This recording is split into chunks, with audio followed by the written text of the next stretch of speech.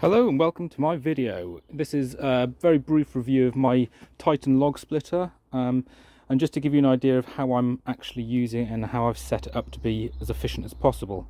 As you can see, I don't have any of the guards attached to it, and I have built my own little stand which basically has 4 legs. It's a trestle. I've got this little thing here so that I can just lift it out.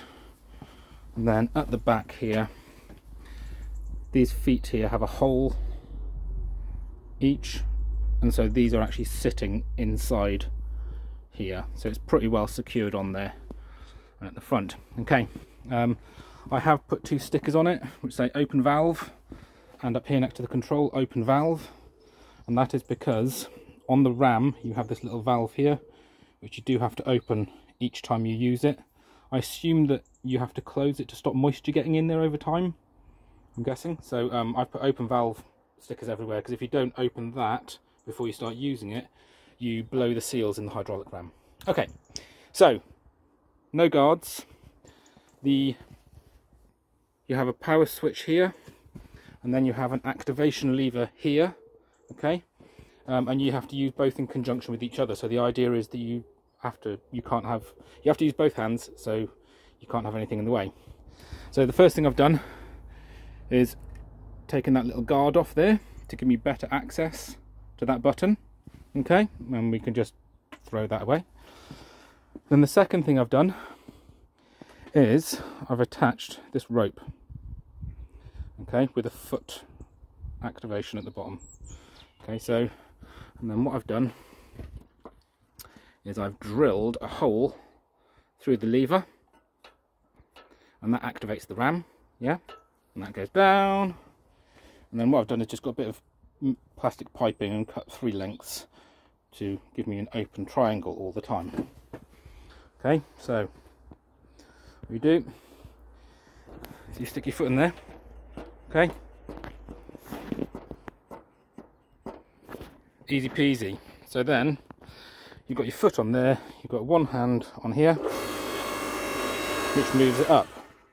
When you stop, it stays in the same place. Lift your foot up, it comes back, press it down to stop, which means that you don't have to let it go all the way back each time when you take your hands off to readjust your logs.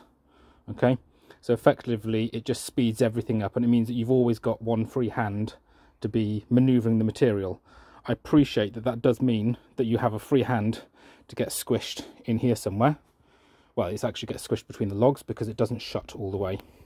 Okay, so that's another thing I didn't know.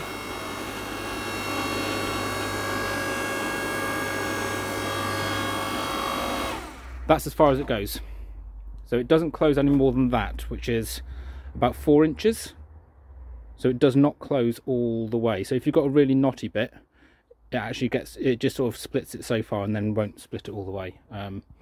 It's not really that much of a problem. Okay, so now I'm going to show you some log splitting and how I do it. Okay.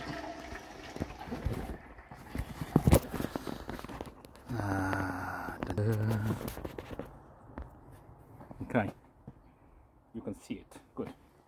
Right, stick my gloves on because it's a good idea.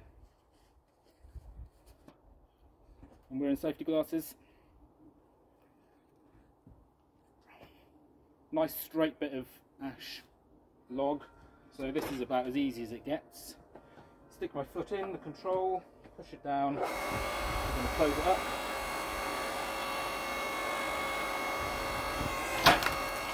Okay, so it's split. What I tend to do, stick one big end on the end so I don't have to lift it up again. Now if you can see here, I let the ram go back a little bit, just enough to get the log back in.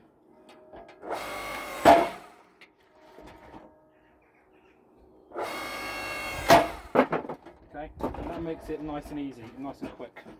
So you're not constantly, so you're only looking for that one button, and the other hand up here is just stopping the logs from flying everywhere. It works really well. I appreciate it's not the safest way of using it, but a lot of people don't need the complete foolproof system of keeping both hands out of the way. Most people have got enough common sense to not stick your hand where it shouldn't be. That's the best way to use the Titan log splitter.